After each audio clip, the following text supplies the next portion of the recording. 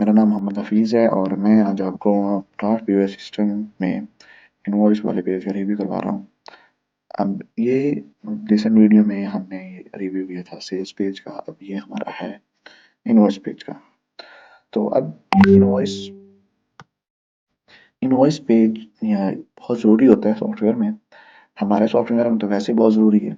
अब ये क्यों ज़रूरी है वो मैं आपको बताता हूँ।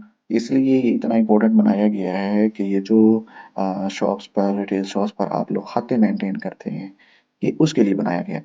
किराना स्टोर पर ये जो आप रजिस्टर रखते हैं, मंथली हिसाब करते हैं, वीकली, डेली, इसका कितना खाता है, कितनी सेल इसने दी है, कितनी इसकी उधार है, वो जो सारा कुछ होता है वो यहाँ पर हम इसको मैनेज करते हैं।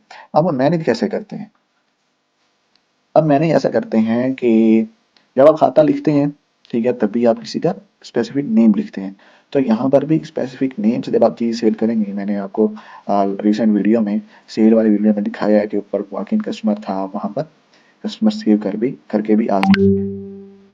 ठीक है, तो जो परमानेंट कस्टमर होते हैं वो तो ज़ाहिर सी बात आपको सेव करना ही पड़ेंगे। और फॉर एग्जांपल आपके पास आपका कर्म परमानेंट कस्टमर है, ठीक है, वो चीज़ें लेता रहता है। अब मेरे पास परमानेंट कस्टमर है जिसका नाम हमने रखा हुआ है राणा मसूद। ठीक है, अब ये देखें, अब ये सारा ही राणा मसूद का आ गया। ठीक है, अब आप इसको यहाँ पर टिक करें। ठीक है, ये चेक कर लें, ये हो गया सिलेक्ट, ये हो गया सिलेक्ट, ये हो गया सिलेक्ट। ठीक है, यहाँ पे आप उसका नेम लिखें कंप्लीट, राणा मसूद हो गया। ये हमने इसको चेक किया। अब हम करेंगे कैलकुलेट। ठीक है, ये देखिए कह रहा है बिल पेमेंट इंसर्टेड सक्सेसफुल।